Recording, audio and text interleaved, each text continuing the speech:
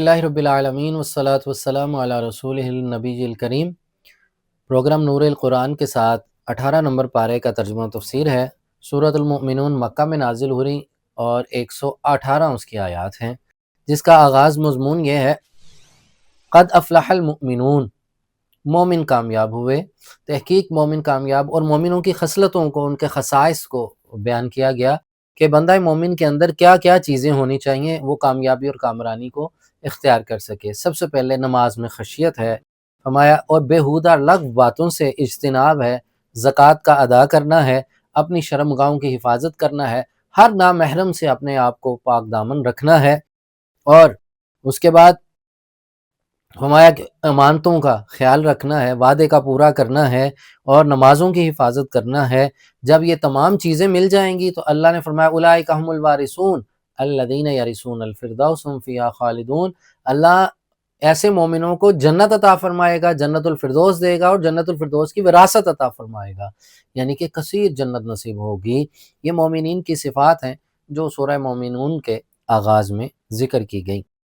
اس کے بعد انسان کے پیدا ہونے اور اس کی تخلیق کے مراحل کو ذکر کیا گیا کہ انسان کہاں کہاں سے ہو کے آیا۔ یوں سمجھیے کہ 8 عالم ہے جہاں انسان نے سفر کرنا ہے، اور زمین میں آتے ہوئے جو انسان کے تخلیق کے جو مراحل ہیں ان آیات میں ذکر کیے گئے ہیں۔ مختصراً عرض کرتا ہوں، عالم ارواح میں بندہ رہا، پھر عالم اسلاب میں رہا، عالم ارحام میں رہا، اس کے تمام پروسیس اس آیت میں ہیں۔ اس کے بعد یہ عالم دنیا ہے، اس کے بعد عالم برزخ ہے، اس کے بعد عالم قیامہ ہے، اس کے بعد جنت اور جہنم کا ایک خاص عالم آئے گا، اور مومنین کو اللہ جنت نصیب فرمائے گا اپنے فضل سے۔ 85 نمبر آیت میں استفہامیہ سوالیہ انداز میں اللہ تبارک و تعالی پوچھ رہا ہے کہ بتاؤ، اپنی شان کریمی، شان کبریائی اللہ تبارک و تعالی بیان فرماتے ہوئے فرما رہا ہے منکرین سے، بتاؤ یہ آخرت کے منکروں، تم بتاؤ زمین و آسمان کا مالک کون ہے، اس کے خزانوں کا مالک کون ہے، اور آسمان اور عرش کا مالک کون ہے، اور اللہ تبارک و تعالی ہر چیز کی بادشاہت کا مالک کون ہے؟ تو سب کہیں گے اللہ کی ذات ہے۔ تو فرمایا کہ تمہیں کوئی جادو ہو گیا ہے، پھر اللہ کے پہ ایمان کیوں نہیں لاتے ہو، آخرت پہ ایمان کیوں نہیں لاتے ہو، اللہ کی کبریائی کو دیکھنے کے باوجود اللہ کو وحدہ لا شریک کیوں نہیں مانتے ہو؟ یہ ایک سوالیہ انداز میں اللہ تبارک و تعالی نے یہ انداز بیان کیا، اور اس کے بعد وہی وحدہ لا شریک ہے، تمام طاقتوں کا مالک، قدرتوں کا اور اقتدار کا مالک اللہ وحدہ لا شریک ہے، اس کے سوا کوئی معبود برحق نہیں ہے۔ سورہ نور جو کہ مدینہ پاک میں نازل ہوئی، 64 آیات ہیں، جس میں معاشرتی احکام کو ذکر کیا گیا۔ آغاز میں حد سے تجاوز کرنے کا ایک گناہ کبیرہ کا تذکرہ ہے۔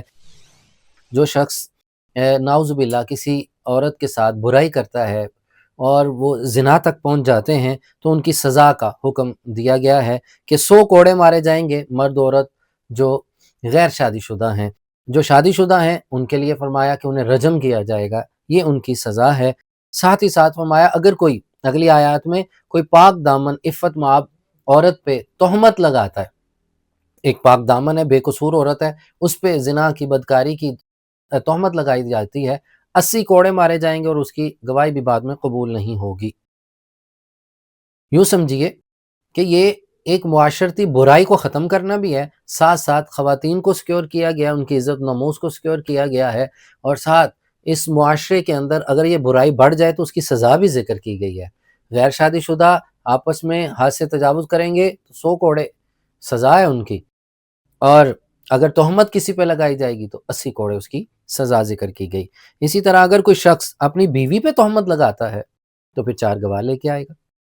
اگر تہمت لگاتا ہے تو 4 گواہ نہ پیش کرے تو پھر اس پہ لعان کرے گا، 4 بار شوہر یہ قسم اٹھائے گا کہ بے شک وہ سچوں میں سے ہے، اگر 5ویں دفعہ وہ کہے گا کہ اگر میں نہیں تو پھر مجھ پہ لعنت ہے۔ اسی طرح عورت بھی اسی طرح 4 بار اپنے حق میں گواہی دے گی اور 5ویں بار کہے گی اگر ایسا نہیں ہے تو اللہ کی لعنت ہوگی۔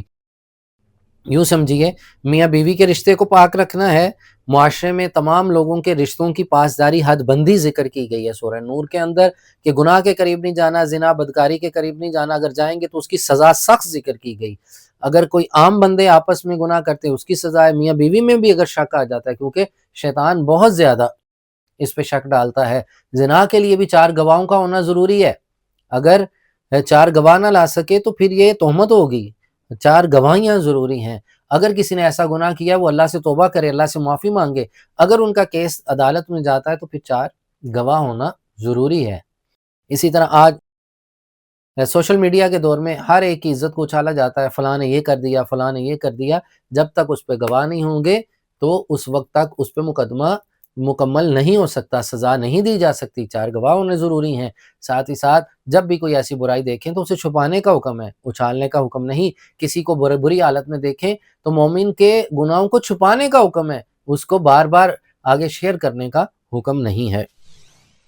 آگے چل کے 11 نمبر آیت میں ام المؤمنین سیدہ طیبہ حضرت عائشہ صدیقہ رضی اللہ تعالیٰ عنہا، ان کی عفت کو بیان کیا گیا، ان کی پاک دامنی کو بیان کیا گیا۔ ان پہ جو منافقین نے تہمت لگائی، رب تعالیٰ نے ان کو قرآن میں ذکر کیا، وہ پاکیزہ خواتین ہیں، بلکہ قرآن میں دوسرے مقام میں فرمایا کہ جو نبی کریم صلی اللہ علیہ وسلم کی ازواج مطہرات ہیں، لَسْتُنَّ كَأَحَدٍ مِّنَ النِّسَاءِ، پوری کائنات میں ان جیسی عورتیں نہیں ہیں۔ اللہ نے ان کا انتخاب اپنے حبیب کے لیے کیا ہے۔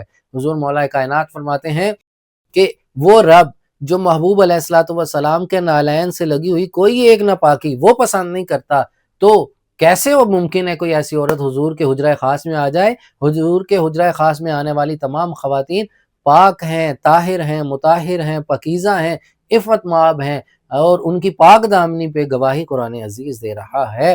اگر کوئی آپ صلی اللہ علیہ وسلم کے ازواج مطہرات کے متعلق کوئی ہلکا جملہ کہتا ہے، وہ اپنے ایمان کی خبر لے، وہ اپنے آپ کو دیکھے۔ اور سرکار صلی اللہ علیہ وسلم کی شان یہ ہے کہ اللہ نے انہیں پاک بنایا، اور پاک چیزیں ہی اللہ نے انہیں اصحاب بھی پاک دیے، آل بھی پاک دی، قرآن دیا تو قرآن پاک دیا ہے، آپ کا زمانہ پاک ہے، آپ کی اولاد آل صحاب پاک ہیں، سب پاکیزگیاں اکٹھی کر کے اللہ نے اپنے محبوب کے ساتھ رکھی ہیں۔ کوئی ناپاک چیز حضور کے قریب نہیں آ سکتی، حضور خود بھی پاک ہیں اور پاک کرنے والے بھی ہیں۔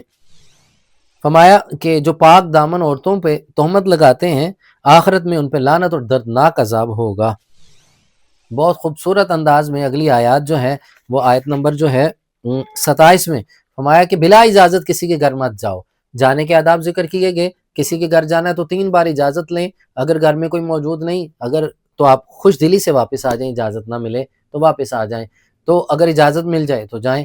پھر گھر میں داخل ہونے کے آداب ذکر کیے گئے، کس کس وقت جانا ہے اور کس وقت نہیں جانا۔ 3 وقت میں منع کیا گیا کسی کے گھر جانے میں، فجر سے پہلے، عشاء کے فوراً بعد اور ظہر کے بعد قیلولہ کے وقت۔ اگر ساتھ ہی ساتھ جوائنٹ فیملی سسٹم میں رہتے ہوئے بھی یہ شرائط ذکر کی گئیں کہ اگر آپ کسی بیڈ روم میں جانا چاہتے ہیں کسی کے تو 3 وقت میں مت جائیں، اگر جائیں تو اجازت لے کے جائیں۔ ویسے بھی کسی کے بیڈ روم میں جانے سے پہلے نوک کریں اور اجازت لیں، حتیٰ کہ سکی اولاد بھی جب بالغ ہو جائے تو اپنے ماں باپ کے کمرے میں جانا چاہے تو اجازت دے کے نوک کر کے جائے۔ یہ آداب شریعت ہیں، شریعت نے یہ آداب بتائے اور سکھلائے ہیں۔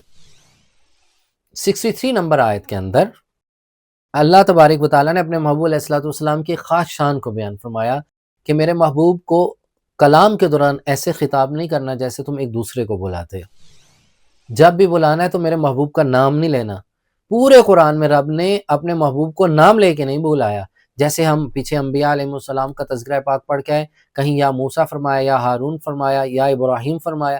پورے قرآن میں سرکار علیہ الصلوۃ والسلام کو اللہ تبارک و تعالیٰ نے نام لے کے خطاب نہیں کیا، جبکہ لیا بھی جا سکتا ہے، وہ رب ہے، مالک ہے، لیکن رب کائنات نے اپنے محبوب کے آداب خود سکھائے ہیں کہ میں رب ہو کے اپنے محبوب کا نام نہیں لے رہا، تم مخلوق ہو کے کیسے لے سکتے ہو؟